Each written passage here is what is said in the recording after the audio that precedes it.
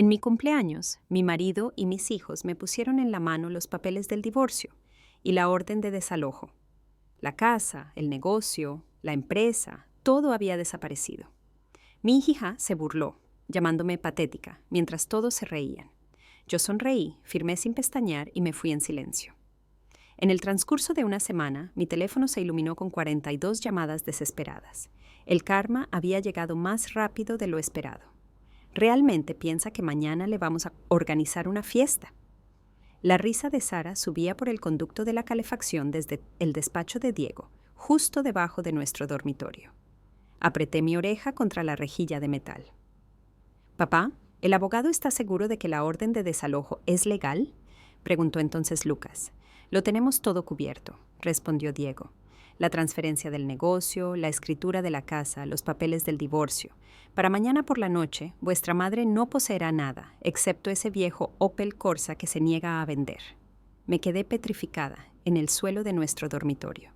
Mis rodillas se clavaban en la alfombra mientras mi familia hablaba casualmente sobre mi aniquilación. Mi mano encontró el borde de la estructura de nuestra cama. La apreté hasta que mis nudillos se pusieron blancos. A través del conducto escuché cómo arrastraban sillas por el suelo de la oficina de Diego, papel crujiendo. La voz de Lucas subió de nuevo, clínica y sin emociones, tal como probablemente sonaba en el tribunal.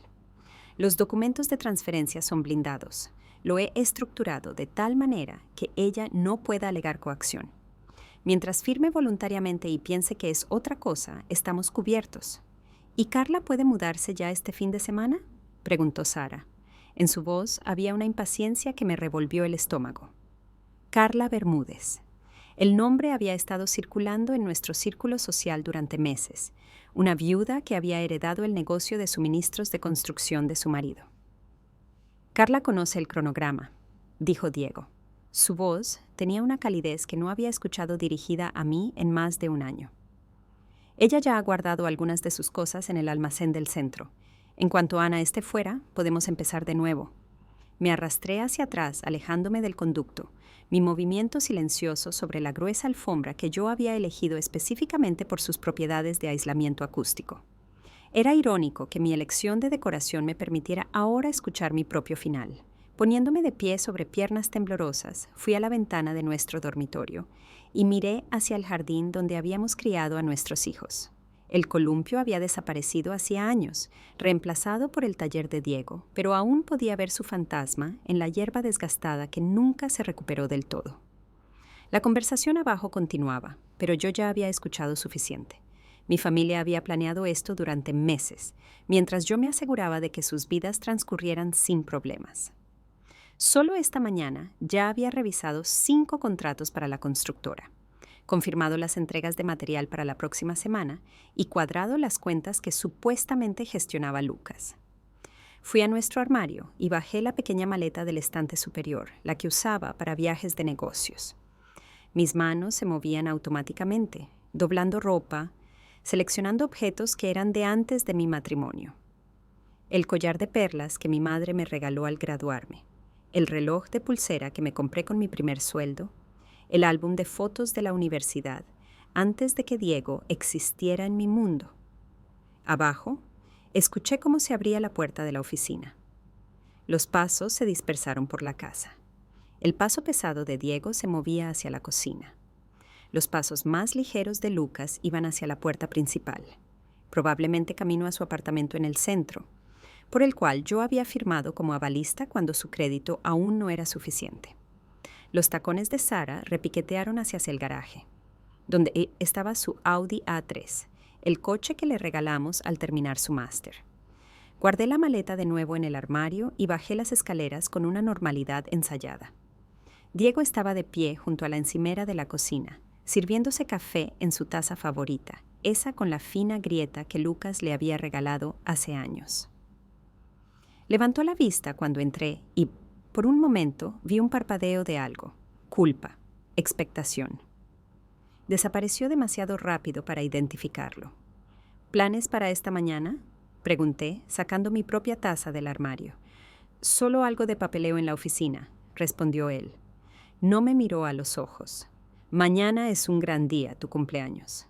Las palabras yacían entre nosotros como un arma cargada sobre la mesa. 60 años, dije. Eché nata en mi café y observé cómo se disolvía y desaparecía en la oscuridad. Supongo que vale la pena celebrarlo. Hemos planeado algo especial. Su sonrisa no llegó a sus ojos. No lo hacía desde hacía meses. Me di cuenta de cuándo había dejado de notarlo. La mañana se estiró con su rutina habitual, pero ahora todo se sentía diferente. Conduje hasta el almacén de nuestra constructora, donde Marcos me saludó con su habitual expresión de preocupación por las diferencias de inventario. 3 palés de parquet de roble premium habían desaparecido de nuestro sistema. 2 envíos de mármol habían sido desviados sin autorización. Las cámaras de seguridad habían fallado misteriosamente justo en las noches en que ocurrieron estos cambios. «Señora García», dijo Marcos bajando la voz, «aquí algo no cuadra. Esto no son accidentes ni errores de software». Le di una palmadita en el hombro a este hombre leal que trabajaba para nosotros desde el principio. «Lo sé, Marcos. No se preocupe. Simplemente documente todo cuidadosamente». Él asintió. La confusión estaba escrita en su rostro. No entendía por qué yo no estaba más alterada. ¿Cómo iba a explicarle que el parquet robado era el menor de mis problemas cuando mi vida entera estaba siendo desmantelada sistemáticamente por las personas en las que más confiaba? El resto del día pasó en una neblina surrealista. Asistí a reuniones, firmé pedidos y resolví problemas como si todo fuera normal. Pero en el fondo, mi mente corría, planeaba y preparaba. Cada interacción con Lucas se sentía como teatro. Pasó por la oficina para discutir los problemas de software con el inventario, su cara una máscara de preocupación profesional, aunque él había orquestado toda la situación. Sara llamó para confirmar la comida familiar del domingo, su voz brillante y falsa. «Celebraremos tu cumpleaños como es debido, mamá. Solo la familia, como tú prefieres». Asentí y ajusté mi tono al suyo. Ambos jugábamos nuestros papeles en este elaborado engaño. Esa noche estuve en la cocina preparando la cena mientras Diego trabajaba abajo en su oficina. A través del conducto lo escuché hablar por teléfono, probablemente con Carla, su voz baja e íntima. Mañana planeaban entregarme los papeles en lo que yo debía creer que era mi fiesta de cumpleaños. Mañana verían cómo firmaba todo lo que había construido en 40 años. Pero esta noche estaba en mi cocina, cocinando el plato favorito de Diego por última vez. Mis movimientos tranquilos y precisos. Ellos pensaban que yo no sospechaba nada, satisfecha con mi rutina, ciega a sus maquinaciones. Que piensen eso tranquilamente. Mañana llegaría lo suficientemente pronto y, con ello, sorpresas que jamás esperaron. Mi teléfono estaba sobre la encimera con 3 números guardados, esperando las consecuencias del día de mañana. Julia Fernández, contable forense. El doctor Esteban López, abogado mercantil, y el inspector Tomás Castillo, quien todavía tenía preguntas sobre la muerte de mi socio hace años. Sonreí mientras servía la cena, una sonrisa genuina por primera vez en ese día. Ellos pensaban que mañana era su final cuidadosamente orquestado. No tenían ni idea de que, en realidad, era solo el principio. Amaneció. Diego estaba de pie junto a mi cama, sosteniendo una taza de café humeante y con una expresión que no había visto desde la graduación de Lucas. Sus manos temblaban ligeramente cuando dejó la taza en mi mesita de noche. El líquido se agitó peligrosamente cerca del borde. «Feliz cumpleaños, cariño. Ponte hoy tu vestido azul, el de nuestra cena de aniversario del año pasado». Su voz tenía una extraña formalidad, como si leyera un guión mal memorizado. «Hemos planeado algo especial para ti abajo». El vestido azul colgaba en nuestro armario, con la etiqueta aún puesta. Lo había comprado para nuestro aniversario, pero nunca llegamos a la cena. Diego había fingido una emergencia en una obra esa noche, aunque más tarde encontré el recibo de un restaurante del centro en el bolsillo de su chaqueta. Mesa para 2. Me deslicé ahora en el vestido, la tela de seda fría sobre mi piel, y noté cómo Diego me observaba desde la puerta. Su pie golpeaba en un ritmo nervioso sobre el suelo de parquet, un ritmo que conocía de 32 años de matrimonio. Bajar las escaleras se sintió diferente esa mañana. Las fotos familiares habituales en la pared parecían seguir mi descenso con ojos conocedores. Abajo, el salón había sido reestructurado. Nuestros muebles estaban empujados contra las paredes, creando un espacio abierto en el centro donde nuestra mesa de centro de caoba se erigía como un altar. La luz de la mañana que entraba por las ventanas iluminaba una gruesa carpeta de color manila colocada exactamente en el centro. Lucas estaba en la entrada, con las piernas abiertas y bloqueando el paso, vestido con su traje para las citas en el tribunal, aunque era sábado. Su teléfono estaba sacado y sostenido en un ángulo que sugería una grabación. Sara se posicionó cerca del pasillo hacia el garaje, con su propio móvil levantado. Una pequeña sonrisa jugaba en sus labios. Formaban un triángulo con Diego en la punta, y yo estaba en el centro, rodeada. «Siéntate, por favor, Ana». Diego señaló la silla que habían colocado frente a la mesa. No era mi sitio habitual donde había bebido miles de cafés matutinos, sino una silla de cocina que había sido traída específicamente para este momento. La madera se sentía fría a través del vestido de seda. Lucas se aclaró la garganta y dio un paso adelante. Su voz de abogado reemplazó cualquier rastro del hijo que me había pedido consejo durante sus estudios de derecho. «Mamá, tenemos que discutir algunos cambios en la estructura familiar y los acuerdos comerciales. Lo que presentamos hoy es el resultado de una cuidadosa consideración y asesoramiento legal». La carpeta se abrió bajo los dedos de Diego, revelando documentos marcados con pestañas amarillas que indicaban las líneas de firma. Tantas pestañas. Una vida llena de pestañas. Lucas siguió hablando. Sus palabras fluían con precisión ensayada, mientras yo veía las manos de Diego temblar al extender los papeles sobre la superficie de la mesa. El primer documento es una solicitud de divorcio. Las condiciones son generosas dadas las circunstancias. Los ojos de Lucas nunca se encontraron con los míos, sino que estaban fijos en un punto justo por encima de mi cabeza. Recibirás tus objetos personales y el Opel Corsa. El segundo conjunto transfiere tus acciones del negocio de construcción a papá en reconocimiento a su papel como director ejecutivo principal. El tercero renuncia a tu derecho sobre esta propiedad con el argumento de que la hipoteca y las reformas fueron financiadas principalmente con los fondos de papá. Cada palabra golpeaba con una fuerza calculada, pero fue Diego quien asestó el golpe personal. «Nos hemos distanciado, Ana. Tú sabes que sí. ¿Esto es lo mejor para todos? Una oportunidad para nuevos capítulos». Su discurso memorizado se atascó cuando señaló vagamente los papeles.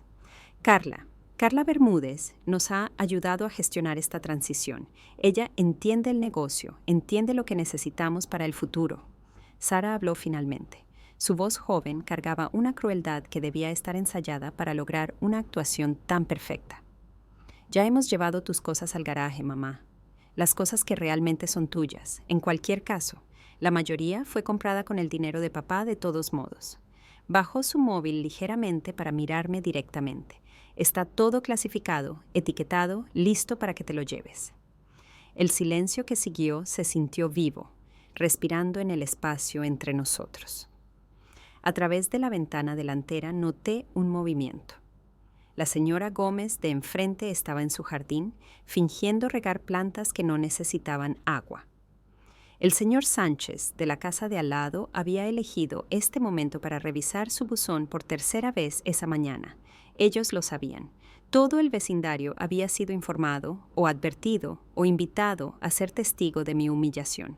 «Eres patética, mamá». Las palabras de Sara cortaron el silencio con precisión quirúrgica. «¿De verdad pensaste que todavía te necesitábamos? Papá construyó este negocio. Lucas tiene la experiencia legal. Yo tengo mi propia vida, mi propia carrera. ¿Qué aportas tú exactamente, aparte de cumplir la rutina cada día como una especie de robot?» La risita de Lucas llegó rápida y aguda, un sonido que nunca antes había escuchado de él. La risa de Diego siguió, nerviosa y aguda, la risa de un hombre que había cruzado una línea y ya no encontraba el camino de vuelta. El sonido resonó en las paredes del hogar que yo había creado, cuidado y llenado durante 3 décadas con lo que creía que era amor. Un movimiento desde la cocina desvió mi atención. Fernando Blanco entró en escena, amigo de la Universidad de Lucas, de la Facultad de Derecho, que había asistido a docenas de cenas en esta mesa. Sostenía su maletín como un escudo, su expresión profesionalmente neutral. «Estoy aquí como testigo», anunció innecesariamente. para confirmar que todas las firmas se realizan voluntariamente y sin coacción. La pluma estilográfica apareció en la mano de Diego, cara y pesada, la Montblanc que yo le había regalado cuando consiguió nuestro primer gran contrato. Me la extendió con la misma mano que había sostenido la mía durante el parto, en el funeral de mi madre, en celebraciones y fracasos, y en martes ordinarios por la mañana que ahora se sentían como tesoros que nunca había apreciado realmente. Tomé la pluma. Su peso se sentía significativo y definitivo. La habitación contuvo la respiración cuando acerqué el primer documento hacia mí. Lucas cambió ligeramente su posición, asegurándose de que su teléfono lo grabara todo. Sara hizo zoom con el suyo. La respiración de Diego se volvió audible en el silencio. Mi firma fluyó con ensayada facilidad sobre la primera pestaña amarilla. Luego la segunda, la tercera, cada nombre escrito con la cuidadosa caligrafía que mi madre insistió en que perfeccionara. En aquellos tiempos en que las firmas significaban promesas y las promesas significaban algo. Firmé la casa donde mis hijos habían dado sus primeros pasos. Firmé el negocio que yo había ayudado a construir desde un solo camión y un sueño. Firmé 32 años de matrimonio con la misma mano tranquila con la que una vez firmé nuestra acta de matrimonio. Después de completar la última firma, dejé la pluma con un suave clic sobre la superficie de caoba. Levanté la vista y miré a cada uno de ellos a los ojos, uno por uno. Los ojos de Lucas contenían triunfo, mezclado con algo más, incertidumbre. El móvil de Sara bajó ligeramente mientras procesaba mi calma. Diego dio un paso atrás, como si yo pudiera explotar, convertirme en la escena furiosa para la que aparentemente se habían preparado. En cambio, sonreí, una sonrisa genuina, del tipo que llegaba a mis ojos y transformaba mi cara en algo que ellos no habían visto en años. Paz. Eso los desconcertó más de lo que cualquier grito podría haberlo hecho. Gracias, dije suavemente, y me levanté de la silla con gracia deliberada. Esto hace que todo sea mucho más fácil. Mi tranquila compostura duró exactamente hasta que cerré la puerta del Opel Corsa detrás de mí. El motor del viejo coche arrancó al tercer intento, igual que en los últimos 15 años. Y me alejé conduciendo de mi vida anterior con nada más que 2 maletas y un silencio tan completo que se sentía como ahogarse. El hotel para estancias largas estaba a 20 kilómetros de la casa, lo suficientemente lejos para que nadie de nuestro círculo social descubriera mi coche accidentalmente en el aparcamiento. La recepcionista apenas levantó la vista cuando conté el dinero en efectivo para una estancia de una semana. La habitación 237 olía a desinfectante industrial y a sueños rotos, pero tenía una puerta con cerradura y una cama que no tenía que compartir con un hombre que había planeado mi eliminación durante 6 meses. Dejé caer las maletas junto a la puerta y saqué mi móvil. Lo puse en modo avión antes de quitar la tarjeta SIM por completo. Ellos esperarían que llamara a alguien, a cualquiera, para enfurecerme y llorar y rogar explicaciones. En cambio, desaparecería en el silencio que ellos habían creado. Pero primero necesitaba información. Durante el trayecto, había fotografiado mentalmente cada documento que había firmado. Ahora extendí mi móvil sobre la cama e hice zoom en las imágenes que había tomado mientras fingía leer. El lenguaje legal de Lucas era preciso, pero arrogante. Había enterrado cláusulas en subsecciones asumiendo que yo firmaría sin leer, tal como aparentemente hacía todo lo demás, sin pensar. Una cláusula destacaba especialmente, una cláusula de no competencia que me impedía trabajar en el sector de la construcción en un radio de 1 metro. No ejecutable bajo la ley estatal, pero ellos no sabían que yo sabía eso. Mi cuaderno se llenó rápidamente con columnas de información, activos que ellos conocían y otros que desconocían. La cuenta comercial separada que yo había abierto hace 3 años cuando empecé a notar irregularidades y que ahora contenía 40.000 € en honorarios legítimos de consultoría de proyectos secundarios que Diego había considerado demasiado pequeños para molestarse. El trastero al otro lado de la ciudad donde guardaba las antigüedades de mi madre, todavía bajo mi nombre de soltera. La red de proveedores que trataban directamente conmigo y eludían los canales oficiales de la empresa. Exactamente a medianoche fui al centro de negocios del hotel y usé su teléfono para la primera llamada. Julia Fernández respondió al segundo tono, su voz alerta a pesar de la hora tardía. Habíamos sido compañeras de piso en la universidad y ambas habíamos estudiado administración de empresas cuando las mujeres en esas aulas todavía eran rarezas. Ella se había convertido en contable forense y se había especializado en casos de divorcio, encontrando activos ocultos con la dedicación de un sabueso.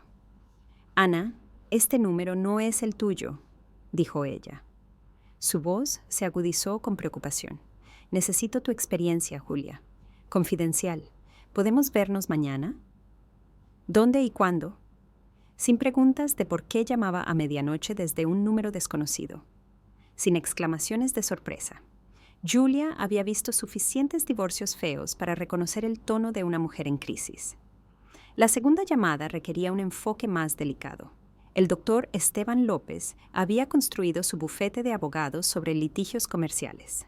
Pero hace 4 años yo había ayudado a su hija Rebeca a escapar de un matrimonio abusivo, escondiéndola en nuestra casa de huéspedes durante 3 semanas mientras Esteban arreglaba las órdenes de protección. Él había intentado pagarme, intentado expresar gratitud en formas que eran importantes para hombres como él. Pero yo simplemente le había dicho que quizás algún día necesitaría un favor.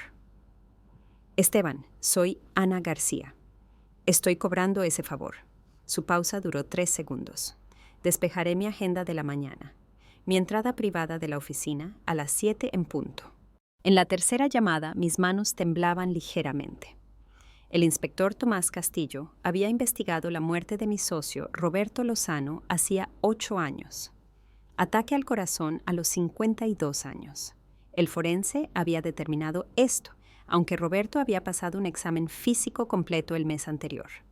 Su viuda, Carla, había heredado sus acciones en nuestro mayor competidor y las vendió 6 meses después por el triple de su valor, cuando la empresa recibió misteriosamente 3 contratos gubernamentales que Roberto había estado persiguiendo. «Inspector Castillo, soy Ana García. Tengo información sobre Roberto Lozano que podría interesarle. Ese caso está archivado desde hace 8 años, señora García. Ya no estará frío después de que escuche lo que he averiguado sobre el exmarido de Carla Bermúdez, el que murió 5 años antes que Roberto». El silencio se alargó lo suficiente como para preguntarme si había colgado. «¿Entonces puede venir a la comisaría mañana por la tarde? Traiga todo lo que tenga». Para el amanecer, mi móvil había acumulado 17 llamadas perdidas, aunque estaba apagado. El ordenador en el centro de negocios del hotel mostraba 53 correos electrónicos en la nueva cuenta que había creado. Algunos eran de Marcos, mi jefe de almacén, cada uno más urgente que el anterior. Lo llamé desde el teléfono del hotel sabiendo que estaría en el almacén a las 5 de la mañana. Exactamente como cada mañana desde hacía 12 años. «Señora García, gracias a Dios, aquí todo se está volviendo loco. El señor García apareció hoy a las 4 de la mañana con esa mujer Bermúdez, me hizo cambiar todas las contraseñas de los ordenadores, dijo que se tomarían una baja por enfermedad». Su voz bajó. Ella ha estado midiendo las oficinas, hablando sobre renovaciones. «Marcos, necesito que haga exactamente lo que ellos le digan, pero también necesito que documente todo, cada cambio, cada visitante, cada pedido o cancelación inusual. ¿Puede hacer eso sin llamar la atención? Ustedes me dieron una oportunidad cuando nadie más lo hizo. Señora García, no lo olvido». Las siguientes 2 horas trajeron una avalancha de información. 3 grandes clientes habían llamado a Marcos directamente, confundidos por correos electrónicos de Lucas que anunciaban reestructuraciones y aumentos de precios. 2 proveedores informaron que los plazos de pago habían sido cambiados unilateralmente de 30 a 90 días. El capataz del proyecto Weber mencionó que se habían entregado materiales de calidad inferior, aunque las especificaciones exigían claramente calidad premium. Pero la información más valiosa provino de una fuente inesperada. Sabina, que dirigía la cafetería donde Diego se reunía con clientes, llamó a la línea principal del hotel y preguntó específicamente por mí. Alguien le había dicho que podría estar alojada allí. «Cariño, no sé qué está pasando en tu mundo, pero tu marido se reúne desde hace 18 meses cada martes y jueves por la mañana con Carla Bermúdez. Siempre en el reservado de la esquina. Siempre pensaron que eran discretos». Ella hizo una pausa. Mi prima Petra trabaja en el juzgado. Carla estuvo allí 3 veces el mes pasado para presentar papeles. Y aquí está lo interesante. Ella presentó exactamente el mismo tipo de documentos antes de la muerte de su segundo marido. Petra lo recuerda porque entonces le pareció extraño poner todo en orden meses antes de que él tuviera su repentino ataque al corazón. Las piezas formaban un patrón tan claro que me pregunté cómo pude haberlo pasado por alto. Diego no se había enamorado simplemente de una mujer más joven, ni se había cansado de nuestro matrimonio. Él había sido seleccionado, preparado y ahora posicionado para algo mucho peor que un divorcio. Carla Bermúdez no solo robaba negocios, eliminaba a sus propietarios después de asegurar el control. Hice una última llamada esa mañana, esta vez a Elena Schuster, que dirigía la agencia de detectives privados que Esteban me había recomendado. Su tarifa era cara, pero valía la pena, especialmente cuando mencioné el nombre de Carla Bermúdez. Esa mujer tiene una reputación, dijo Elena con cautela. Necesito un pago por adelantado, pero puedo tener un informe preliminar para mañana. Pero le advierto, si la mitad de lo que he oído es verdad, no está tratando con una situación de divorcio simple. Está tratando con alguien que juega permanentemente por todo. La habitación del hotel se había transformado de un refugio en un centro de comando. Documentos extendidos sobre la cama, portátil abierto en cuentas comerciales que ellos desconocían, números de teléfono de aliados que me ayudarían a manejar la catástrofe que mi familia había desatado. Ellos pensaban que habían ganado.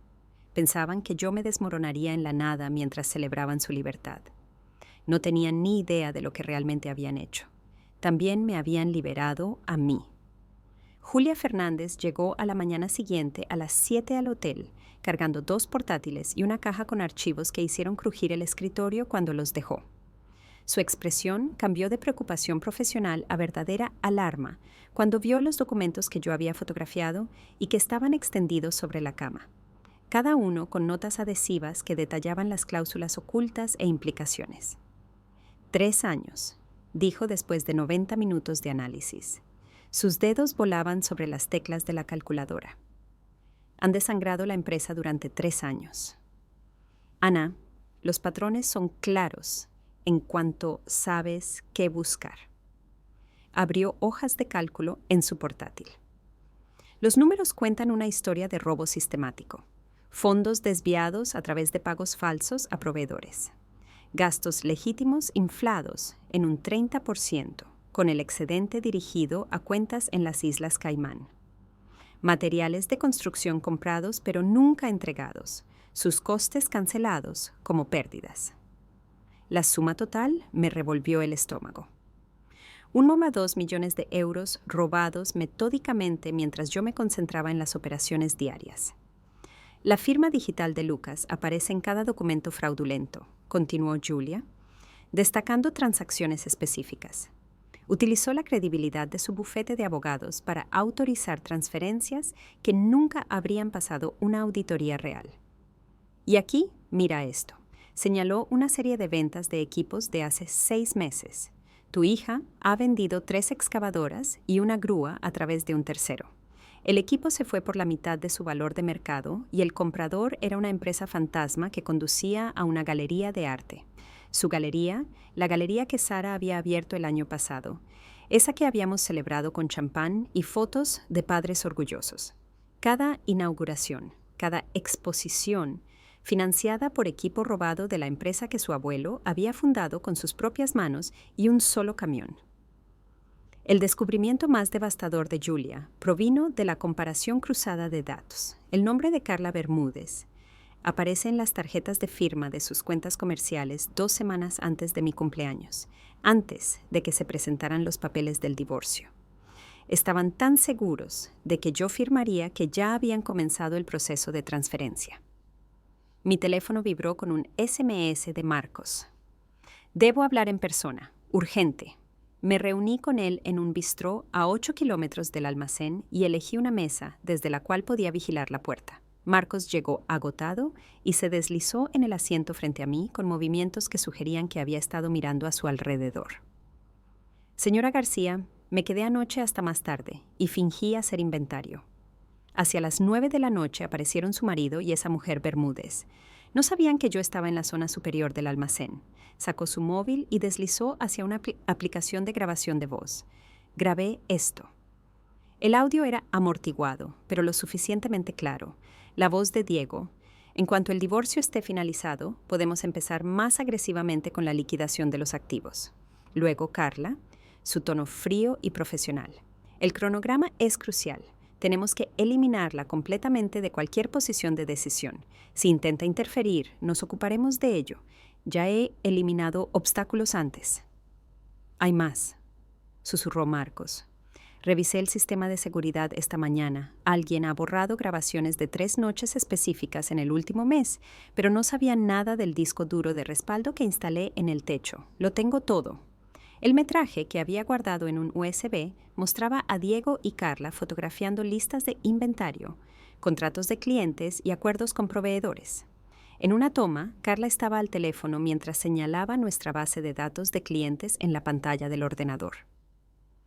La marca de tiempo mostraba las 2:47 de la madrugada, 3 semanas antes de mi cumpleaños.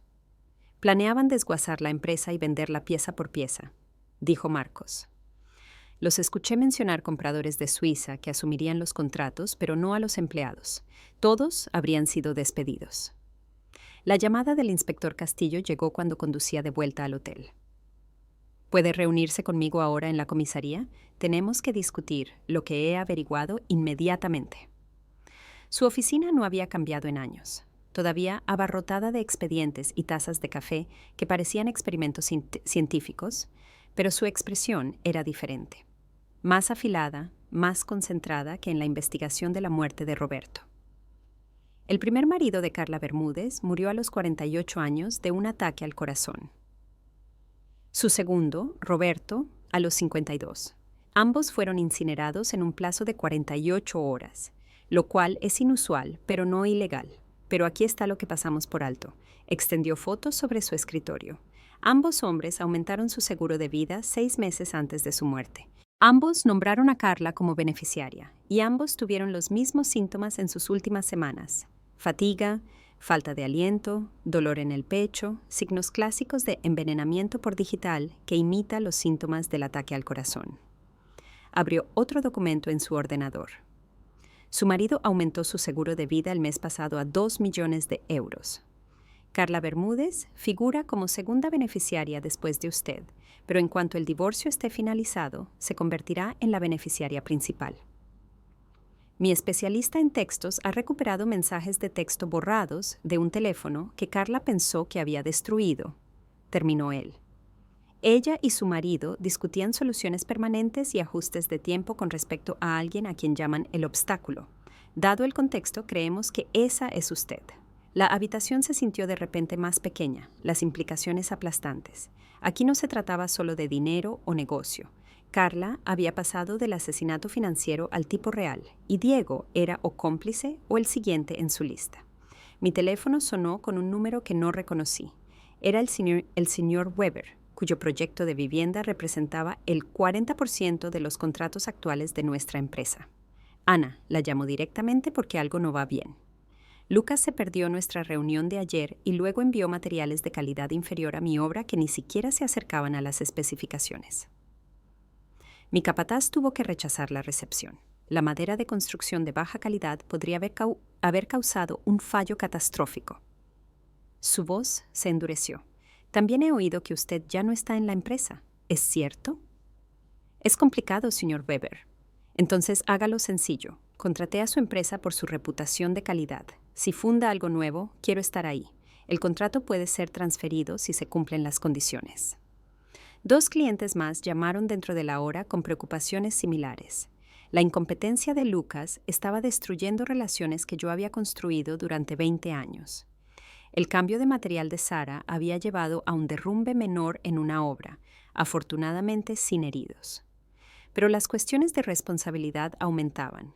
Por la noche tenía 3 carpetas llenas de pruebas: fraude financiero, conspiración para el asesinato, sabotaje de la empresa y suficiente documentación para destruir la vida de todos los que 48 horas antes se habían reído de mi humillación. Julia había rastreado las cuentas offshore. Castillo había construido un caso que desencadenaría una investigación federal. Marcos había salvado metraje que probaría la premeditación. El informe preliminar de Elena Schuster sobre Carla contenía 2 muertes sospechosas más en otros estados federados. La mujer que había salido de su casa con nada más que recuerdos se había transformado en algo completamente diferente. Ellos pensaban que desechaban a una esposa y madre gastada. En cambio, habían creado su peor pesadilla. Una mujer sin nada que perder y todo por demostrar. Las carpetas yacían en mi habitación de hotel como armas cargadas esperando ser disparadas. Pero me obligué a esperar. El momento determinaría si mis pruebas los destruían o solo los herían lo suficiente para vengarse. Cada mañana traían nuevos informes de Marcos que confirmaban lo que ya sabía. Sin mí, la empresa se devoraba a sí misma. La excavadora en la obra Gross se ha vuelto a romper hoy, me informó Marcos durante nuestra llamada del martes por la mañana. Lucas se ha negado a aprobar los costes de reparación. Dijo que simplemente usáramos la de repuesto. No sabe que vendimos la grúa de repuesto hace 6 meses. Sara gestionó esa transacción ella misma. El operador de la grúa tuvo que abandonar la obra. A través de la ventana del hotel vi cómo la lluvia golpeaba el cristal mientras Marcos detallaba la cascada de fallos. El sistema de facturación automático se había caído porque Lucas olvidó renovar la licencia del software.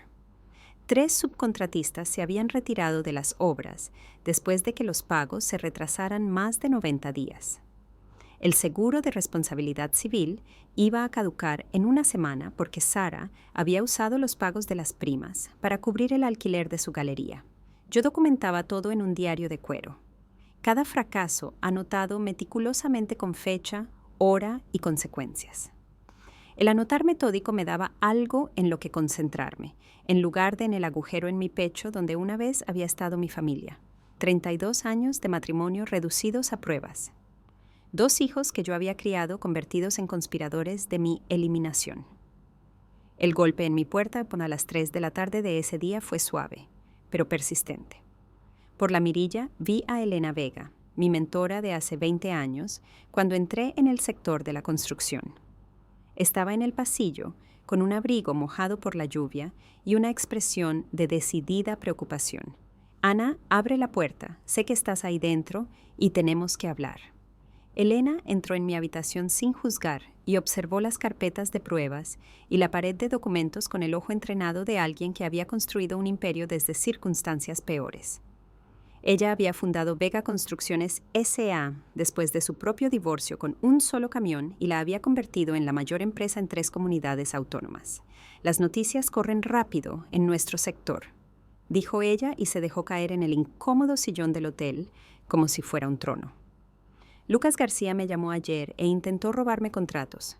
El chico realmente pensaba que lanzar el nombre de su padre significaría algo. Le dije que solo trabajo con profesionales que conocen la diferencia entre el acero reforzado y el arrepentimiento.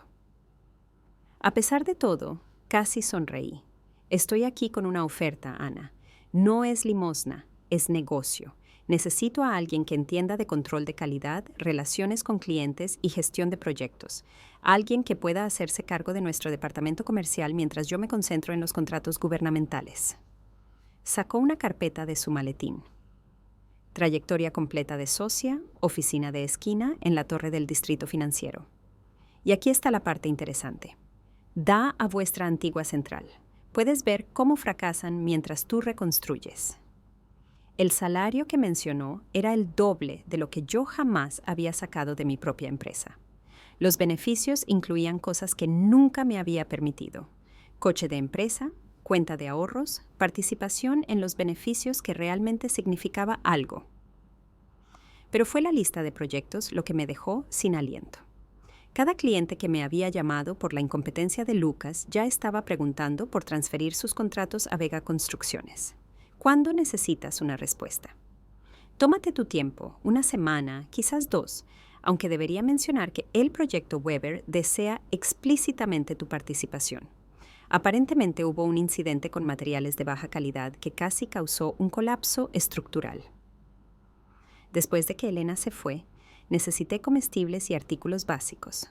Los precios en el minimercado del hotel eran astronómicos y había vivido demasiado tiempo de café de máquina. El supermercado en la calle de la Ribera estaba lo suficientemente lejos de nuestros puntos de encuentro habituales como para sentirme segura de encuentros inesperados. Estaba comparando precios de pasta cuando una mano agarró mi brazo. Diego estaba allí, su cara demacrada, su pelo normalmente perfecto descuidado. El hombre seguro de sí mismo que había orquestado mi eliminación parecía desesperado, de alguna manera más pequeño. «Ana, tenemos que hablar. No entiendes lo que está pasando, Carla. Ella no es lo que yo pensaba». Un movimiento afuera captó mi atención. Carla Bermúdez estaba sentada en su Mercedes. El motor estaba en marcha y nos observaba a través del escaparate de cristal. El hombre en su asiento del copiloto me era desconocido. Tenía un cuello grueso y estaba alerta. Sus ojos seguían nuestra interacción con interés profesional. «Suéltame el brazo, Diego». Mi voz tenía suficiente volumen como para que los clientes cercanos se giraran. «Por favor, solo 5 minutos. Estás en peligro. Ambos estamos en peligro. Ella ya ha hecho esto antes». Me solté de un tirón y caminé rápidamente hacia la cafetería de al lado, sacando mi móvil mientras me movía.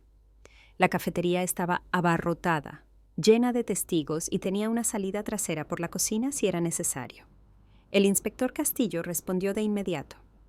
«Carla Bermúdez está en el mercado de la Ribera con un hombre desconocido, posiblemente armado. Diego acaba de acercarse a mí, parece tener pánico. Quédese en lugares públicos. Envío una unidad de inmediato». A través de la ventana de la cafetería observé cómo Diego salía de la tienda y se acercaba al coche de Carla. Ella bajó la ventanilla y, incluso desde la distancia, pude ver cómo su expresión cambiaba de encantadora a maliciosa. Diego retrocedió, con las manos levantadas a la defensiva. El hombre desconocido salió del coche y se movió con intimidación dirigida hacia Diego. Entonces aullaron sirenas de policía en la distancia y tanto Carla como su acompañante regresaron rápidamente al Mercedes y se marcharon. Castillo llamó 1 hora más tarde. «Los perdimos, pero hemos comprobado la matrícula de su coche. Ella estuvo esta mañana en la biblioteca universitaria y accedió a revistas médicas, específicamente a artículos sobre toxinas vegetales que imitan síntomas cardíacos. Está escalando». Esa noche me senté rodeada de 12 sobres Manila, cada uno etiquetado con un destino diferente. Hacienda recibiría documentación sobre fraude fiscal. La Fiscalía obtendría pruebas de malversación. La Inspección de Obras se enteraría de las violaciones de seguridad y materiales de baja calidad. Las aseguradoras de Carla Bermúdez descubrirían patrones interesantes en su historial de beneficiarios. Pero la obra maestra era el paquete para Lara Sanz, la periodista de investigación de la cadena regional que había estado buscando una historia sobre corrupción económica. Incluí suficientes pruebas para iniciar una investigación, pero retuve las revelaciones más dañinas. Estas vendrían más tarde, perfectamente sincronizadas con el intento de Diego de hacerme declarar mentalmente incompetente.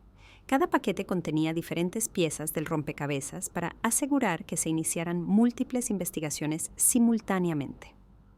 Ninguna agencia individual tendría la imagen completa, pero juntas crearían una red ineludible. Copias digitales fueron subidas a cuentas de almacenamiento en la nube bajo diferentes nombres. Copias físicas fueron aseguradas en una caja de seguridad en un banco donde nadie me conocía. El 12º sobre era diferente. Contenía una única foto. Carla y Diego en el almacén a las 2:47 de la madrugada. Y una nota. «Lo sé todo. Es tu turno».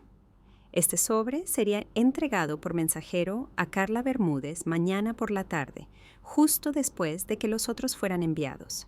Que se pregunte cuánto sabía, que entre en pánico sobre qué autoridades ya estaban investigando, que cometa el tipo de errores que la gente desesperada siempre comete cuando se dan cuenta de que sus planes perfectos se desmoronan. La lluvia había cesado y dejaba el aparcamiento brillando bajo las farolas.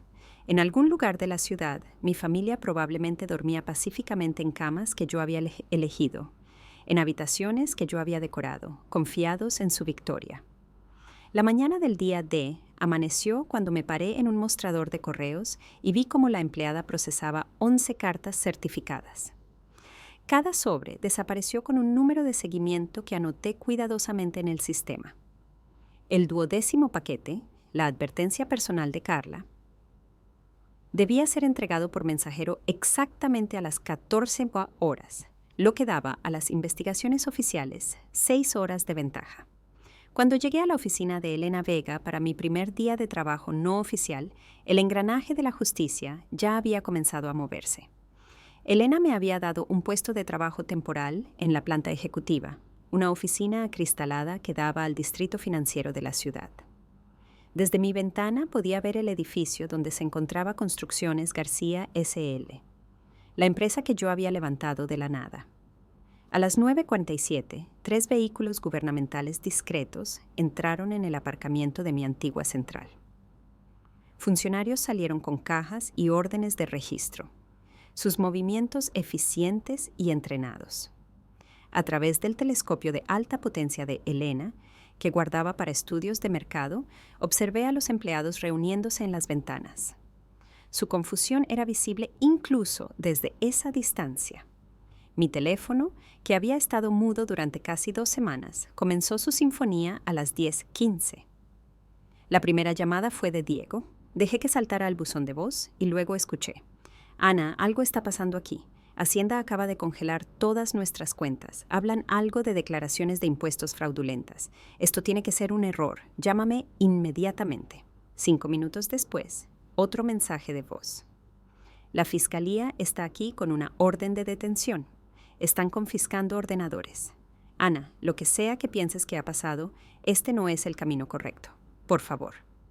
El primer mensaje de Lucas llegó a las 10:32. Madre, no sé qué has hecho, pero estás destruyendo todo lo que construyó el abuelo. Podemos resolver esto en privado. Como tu abogado, como tu hijo, te aconsejo que me contactes inmediatamente. Para el mediodía, los mensajes de voz habían evolucionado. La voz de Diego había pasado de la confusión a la ira y a algo parecido al pánico. Han encontrado las cuentas offshore. ¿Cómo sabías lo de las cuentas offshore? Carla dice que nos has tenido que espiar ilegalmente. Vamos a luchar contra esto, Ana. No ganarás. Las amenazas legales de Lucas se habían convertido en negociaciones desesperadas. La inspección de obras amenaza con revocar nuestra licencia. 3 proyectos acaban de cancelar sus contratos. Mamá, por favor, hablemos razonablemente de esto. Podemos resolverlo. Pero fue el mensaje de Sara el que contenía el cambio más llamativo. Su voz, normalmente tan segura y despectiva, se quebraba por miedo real. Mamá, mi galería ha sido confiscada. Dicen que fue comprada con fondos malversados. No entiendo qué pasa, no tengo a dónde ir. El apartamento estaba a nombre de la empresa. Mis tarjetas no funcionan. Mamá, no sé cómo... Nunca tuve que... Por favor, llámame. Documenté cada una de las llamadas, guardé los mensajes de voz en varios dispositivos. Las pruebas de su pánico serían útiles si luego intentaban alegar ignorancia. El mensajero confirmó la entrega del paquete a Carla a las 14:03. A las 14:47, el investigador de Elena Schuster me envió fotos que superaban mis expectativas más salvajes. Carla estaba en el balcón de su ático lanzando aparentemente la ropa de Diego al aire de la tarde. Trajes caros navegaban hacia abajo como banderas de rendición, mientras ella gritaba lo suficientemente fuerte como para que el edificio vecino pudiera oírlo. Encontró las fotos en el paquete, explicó Elena por teléfono. Imágenes de Diego con 2 mujeres diferentes en bares de hotel en el último año. Él la engañaba mientras ella lo engañaba a él. Ella está destruyendo todo lo que él dejó en su casa. El video del investigador mostraba cómo Diego llegaba al edificio, miraba hacia la avalancha de ropa y luego retrocedía cuando Carla aparentemente lanzaba un portátil que explotó en la acera cerca de él. El servicio de seguridad bloqueó su entrada, mientras se oía a Carla gritar que la habían tomado por tonta. «Hay más», continuó Elena. Ella bajó al vestíbulo con unas tijeras y amenazó con cortar la tapicería de sus asientos de coche. El personal de seguridad del edificio tuvo que retenerla. Diego huyó a un motel en la autovía A6, el mismo en el que se alojan. De hecho, Él está a 3 puertas de la habitación de ella. La ironía era casi poética. El hombre que había orquestado mi exilio vivía ahora en el mismo motel barato. Comía probablemente de las mismas máquinas expendedoras, experimentaba definitivamente la misma aplastante comprensión de que todo lo que creía controlar se le había escapado. Elena y yo pasamos la tarde visitando a clientes que habían expresado dudas sobre la estabilidad de Construcciones García S.L. La reunión con el señor Weber fue especialmente satisfactoria. Él mismo nos recibió en su oficina, donde los planos de su urbanización cubrían cada superficie. Ana, me alegro de que esté aquí. Esta mañana recibí una llamada de Lucas García amenazando con acciones legales si rompo nuestro contrato. 20 minutos después llegó la noticia sobre investigaciones federales contra la empresa. Quiero que Vega Construcciones asuma el control de inmediato, con usted supervisando el proyecto personalmente. Visitamos a 6 clientes ese día. Cada uno de ellos firmó acuerdos de transferencia y trasladó sus contratos a Vega Construcciones. El valor combinado superaba los 8 millones de euros, más que toda la facturación anual de Construcciones García S.L. del año anterior. Marcos llamó cuando regresamos a la oficina. Señora García, aquí reina el caos. 17 trabajadores ya han renunciado. El resto está actualizando sus currículums. Lucas intentó celebrar una reunión de seguridad, pero no conocía los protocolos básicos. Alguien ha llamado a la inspección de trabajo por las infracciones. Vienen el lunes.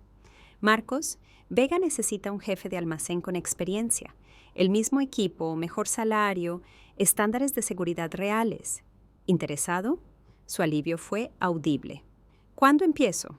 Para la noche, Elena y yo habíamos contratado a 12 de los mejores empleados de Construcciones García, asegurado 4 grandes contratos y creado un plan de transición que pondría el proyecto Weber de nuevo en marcha en una semana. Celebramos con café en su oficina y observamos el último vehículo del gobierno saliendo del aparcamiento de Construcciones García. ¿Sabes qué es lo bonito de esto?, dijo Elena mirando el edificio a través de su telescopio. Tú no los destruiste, simplemente te quitaste de la ecuación y dejaste que se mostraran a sí mismos quiénes eran realmente. El fraude, el robo, la incompetencia, eso siempre estuvo ahí. Tú solo eras los cimientos que mantenían todo unido. Mi teléfono vibró con el 43º SMS de Diego. Carla sabe de las otras mujeres. Amenaza con ir a la policía por algo. No sé qué has empezado, pero lo está destruyendo todo. Borré el mensaje sin responder. Mañana la noticia se haría pública. El informe de investigación de Lara Sanz se emitiría en las noticias de la noche. El sector de la construcción se enteraría del fraude, las violaciones de seguridad y las investigaciones federales. Para el final de la semana, Construcciones García S.L. solo existiría como un ejemplo de advertencia sobre la codicia y la traición. Pero esta noche estaba sentada en mi oficina temporal mirando hacia la ciudad que yo había ayudado a construir estructura a estructura. Mañana firmaría mi contrato de trabajo con Vega Construcciones. Mañana comenzaría a reconstruir mi vida profesional bajo mis propias condiciones. El teléfono sonó una vez más. Llamada número 44. Esta vez reconocí el número como la recepción del motel. Diego probablemente intentaba contactarme a través de su teléfono, ya que yo no contestaba sus llamadas. Lo dejé sonar, empaqué mis cosas y me dirigí a mi habitación en otro hotel al otro lado de la ciudad. La nueva habitación de hotel se sentía más segura, a 20 kilómetros de distancia de Diego y sus intentos desesperados de contactarme a través de la recepción del motel. Acababa de organizar mi nuevo material de oficina cuando el informe de investigación de Lara Sanz comenzó en la televisión. Su expresión seria llenaba la pantalla mientras estaba de pie frente a la central de Construcciones García. El edificio parecía abandonado, aunque era mitad de la jornada laboral. Hoy investigamos el repentino colapso de una de las empresas de construcción más confiables de la región, tras redadas de Hacienda y varias detenciones, anunció Lara. Detrás de ella, los trabajadores retiraban las letras de bronce con el nombre de la empresa de la fachada del edificio. Cada letra caía con un sonido hueco en la plataforma de carga de un camión. Mi teléfono vibró con un SMS del inspector Castillo. Cambia al canal 5, querrá ver esto en directo. Cambié de canal y encontré cobertura de última hora. Agentes federales escoltaban a Diego esposado fuera del motel en la salida de la A6, con la cabeza baja, su traje caro reemplazado por la ropa arrugada que llevaba desde hacía días. La marca de tiempo mostraba las 18:47, exactamente 3 semanas después de mi asalto de cumpleaños. La voz del reportero penetraba sobre las imágenes. Diego García, fundador de Construcciones García S.L., detenido bajo sospecha de evasión fiscal, fraude y conspiración. La escena cambió al bufete de abogados de Lucas en el centro. A través de las puertas de cristal se veía a agentes llevando cajas, mientras Lucas estaba petrificado en el mostrador de recepción. Sus colegas retrocedían como si sus problemas legales pudieran ser contagiosos. Su arresto ocurrió a plena vista de los socios principales que una vez habían elogiado su despiadada eficiencia. Lo sacaron por la entrada principal, asegurándose de que todos vieran la caída pública del Chico de Oro. El arresto de Sara fue silencioso, pero no menos completo. La galería que tanto había amado estaba envuelta con cinta amarilla. Los escaparates que había arreglado durante semanas estaban ahora cubiertos por avisos de confiscación. Los agentes la encontraron sentada en la oficina trasera, rodeada de piezas que ya no podía vender, de un negocio que ya no existía. El reportero señaló que ella se fue en silencio y aparentemente en estado de shock. El arresto de Carla Bermúdez proporcionó el clímax dramático de la noche. Helicópteros de noticias circulaban sobre su ático mientras los agentes intentaban entrar. Se la oía gritar sobre sus derechos, sobre conspiración, sobre que le habían tendido una trampa. Las grabaciones mostraron cómo la sacaban a rastras. Todavía en tacones de diseñador y una bata de seda, su pelo perfectamente peinado, finalmente despeinado. El reportero mencionó que se estaban preparando cargos adicionales relacionados con la muerte de 2 exmaridos anteriores. Castillo llamó mientras la cobertura continuaba. ¿Puede venir mañana temprano a la comisaría? Hay cosas que necesita saber sobre lo que hemos encontrado. A la mañana siguiente, la oficina de Castillo se sentía diferente. El agotamiento en sus ojos había sido reemplazado por una sombría satisfacción. Extendió expedientes sobre su escritorio, cada uno etiquetado con nombres que yo reconocía. Los mensajes de texto que hemos recuperado son demoledores. Carla y Diego discutieron su eliminación detalladamente. El asalto de cumpleaños debía desestabilizarla, hacerla vulnerable. Carla había conseguido digital de un contacto en México. El plan era esperar 3 meses y luego invitarla a una cena de reconciliación. Se me revolvió el estómago, pero Castillo continuó. Aquí está la ironía. Carla planeaba simultáneamente la muerte de Diego para aproximadamente 8 meses después. Ella ya había redactado documentos que transferían sus activos a su nombre. Su marido pensaba que era el cazador, pero siempre fue su presa. Me mostró un mensaje de Carla, de un número desconocido. D es más fácil de manejar de lo esperado. En cuanto A esté liquidada, necesitamos de 6 a 8 meses antes de su ataque al corazón. Solo los contratos de construcción valen 8 millones. Su partida lo desbarató todo, explicó Castillo. Sin usted, a quien se pudiera culpar por el colapso de la empresa, Carla no podía posicionarse como la salvadora de Diego. Cuando comenzaron las investigaciones, entró en pánico, se movió demasiado rápido, cometió errores. Su silencio le ha salvado la vida y probablemente también la de él. Regresé a las oficinas de Vega Construcciones y encontré mi puesto de trabajo permanente listo. La oficina de esquina que Elena había prometido dominaba todo el distrito de la construcción. A través de los ventanales de suelo a techo, observé cómo se colocaba un aviso de ejecución hipotecaria en la casa que yo había diseñado hace décadas, con tanta esperanza. Los trabajadores lo manejaban con cuidado, como si entendieran la gravedad de lo que estaban colocando.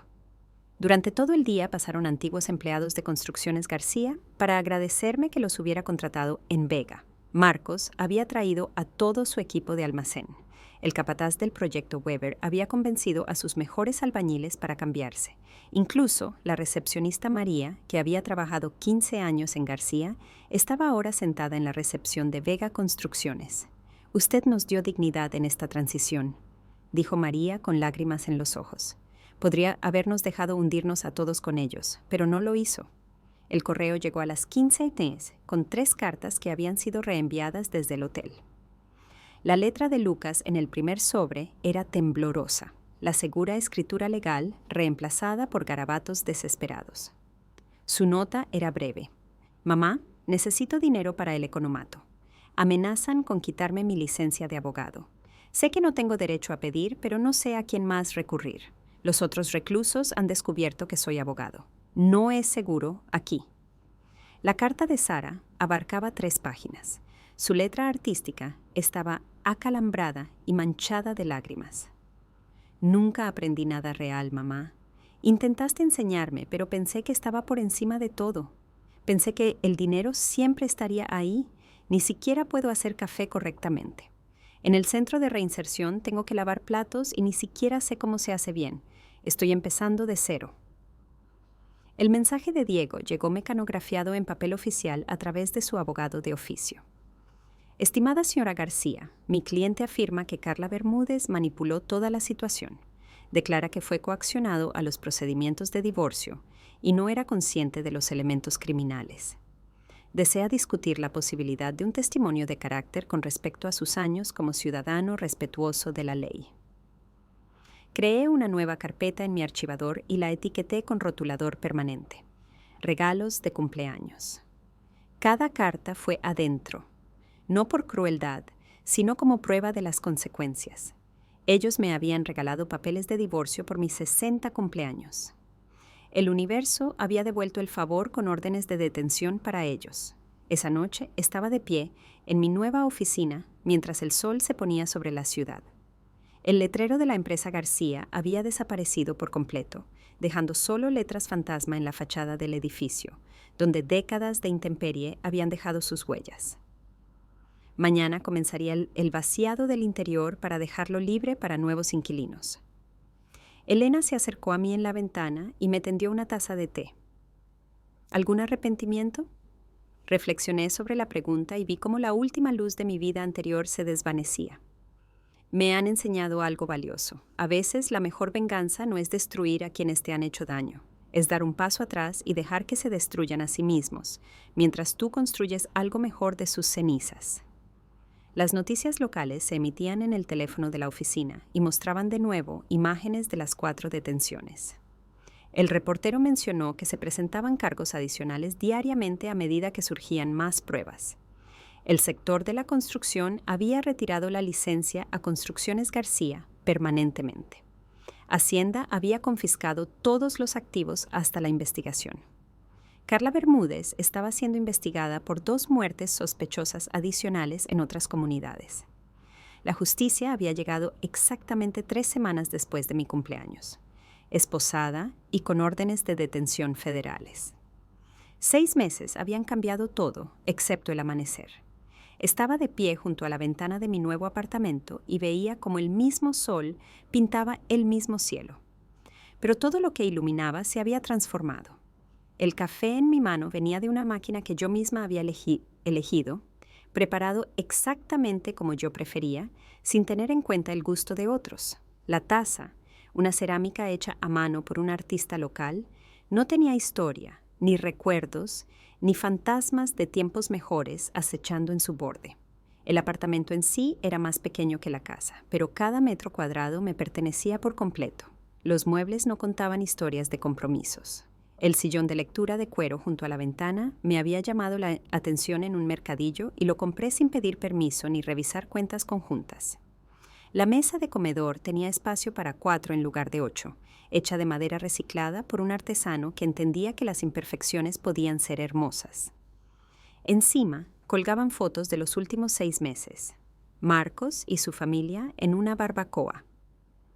Elena y yo en la firma del contrato. La ceremonia de finalización del proyecto Weber, donde el señor Weber me atribuyó públicamente la salvación de su urbanización. Mi teléfono sonó.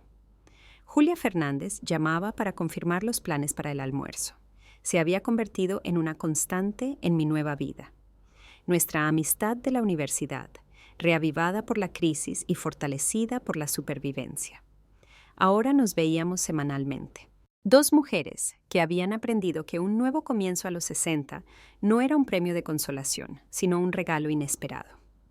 La celebración de la asociación en Vega Construcciones estaba programada para esa tarde. Elena había insistido en hacerlo formal e invitar a clientes y líderes del sector para presenciar la transición de empleada a socia igualitaria. Los documentos ya estaban firmados. Yo había aprendido a leer ahora cada palabra, pero Elena entendía el valor del reconocimiento público. La sala de conferencias se llenó de personas que habían observado mi humillación pública y mi reconstrucción privada. El señor Weber llegó temprano y trajo a su esposa, quien me llevó aparte para susurrarme su admiración. 3 grandes clientes más asistieron. Cada uno había transferido sus contratos de García a Vega, específicamente por mi participación. El inspector de obras que había reportado las violaciones de seguridad de Lucas me estrechó la mano con genuino respeto. Elena estaba en el atril. Su voz se proyectaba con autoridad ensayada por la sala. Hace 6 meses, esta empresa ganó algo inestimable: integridad en forma humana. Ana García ha reconstruido tanto a sí misma como a nuestro departamento comercial simultáneamente, asegurando 8 millones de euros en nuevos contratos y manteniendo al mismo tiempo un historial de seguridad perfecto. Hoy se convierte en mi socia igualitaria en Vega Construcciones, aunque en todos los aspectos que importan, siempre ha sido mi igual. El aplauso se sintió diferente a cualquier reconocimiento que hubiera recibido antes. Esto era totalmente merecido por mis propios esfuerzos. Ninguna gloria reflejada del éxito de un hombre o los logros de los hijos. El champán sabía más dulce porque lo había pagado yo misma. Esa noche llegó una carta a mi oficina. El sello de la Administración Penitenciaria Federal con el número de prisionero de Diego en la esquina. Dentro, un formulario de solicitud de visita con una nota manuscrita. Por favor, una conversación antes de mi traslado. Hay cosas que debes saber sobre los hijos. Sostuve el papel durante un largo momento y sentí su peso. El hombre que había orquestado mi eliminación apelaba a nuestros hijos para manipularme una última vez, pero la curiosidad ganó. 3 días después estaba sentada en la sala de visitas de una prisión federal y vi cómo traían a alguien que se parecía a Diego, envejecido años. Su mono naranja colgaba suelto en un cuerpo que había perdido 14 kilos. La postura segura de sí mismo había sido reemplazada por un encorvamiento defensivo. Cuando se sentó frente a mí, separado por un cristal reforzado, sus manos temblaban al descolgar el auricular. «¿Te ves bien?», dijo, su voz hueca a través del auricular. No dije nada y esperé. Tienen problemas, Lucas y Sara. El abogado de oficio dice, Lucas podría recibir 18 meses de seguridad mínima si coopera totalmente. Sara está en un centro de reinserción y aprendiendo habilidades laborales. Hizo una pausa y buscó en mi cara una simpatía que no estaba allí. Son niños, Ana. Dejaron de ser mis hijos cuando se rieron de mi dolor. Su cara se arrugó ligeramente. Necesito dinero para el economato y un abogado, uno de verdad. El equipo de Carla intentó culparme de todo y hacerme pasar por el cerebro, aunque ella movió los hilos. Tú tomaste tus decisiones, Diego. Cada firma, cada mentira, cada reunión secreta con Carla, todas fueron decisiones. Te amé una vez, dijo desesperadamente. ¿Acaso 32 años no cuentan nada? Contaba todo. Por eso la traición fue tan completa. Me levanté para irme. Ana, por favor. Su voz se rompió a través del auricular. Me trasladan a la prisión federal en Andalucía. 7 años mínimo. Moriré allí. Colgué el auricular y me alejé. Sus gritos ahogados me siguieron a través del cristal reforzado. La desesperación en su voz era el mismo tono que yo había llevado en mi pecho aquella mañana. Me tendieron una emboscada. Ahora era su carga la que tenía que llevar. Una semana después llegó otra carta inesperada. Esta provenía de Lorena Ruiz, la exmujer de Lucas, de quien se había divorciado hacía 2 años con la excusa de que a ella le faltaba ambición. Había tenido dificultades, escribió, para comenzar su vida de nuevo después de que Lucas ocultara activos durante su divorcio. Había oído hablar de mi nueva posición y se preguntaba si Vega Construcciones tenía puestos de nivel inicial. La contraté como asistente administrativa. Llegó esa primera mañana, nerviosa pero decidida, agradecida por la oportunidad que Lucas nunca le había dado. Observar cómo encontraba lentamente su confianza en las semanas siguientes, se sentía como si el equilibrio en el universo se estuviera restaurando. Las noticias finalmente dejaron de informar sobre el escándalo de Construcciones García. Diego recibió 7 años. Carla recibió cadena perpetua sin libertad condicional después de que pudieran vincularla con 4 asesinatos en 3 comunidades autónomas. Lucas recibió 2 años y una inhabilitación permanente para ejercer la abogacía. Sara recibió libertad condicional y trabajo comunitario, aunque el Centro de Reinserción informó que finalmente estaba aprendiendo habilidades básicas de vida. Guardé sus cartas en la carpeta con la etiqueta Regalos de cumpleaños y las leía ocasionalmente para recordarme lo lejos que estaba de aquella mañana de crueldad escenificada. Me habían dado papeles de divorcio y demandas de desalojo asumiendo que terminarían mi historia. En cambio, me habían liberado para escribir una mejor.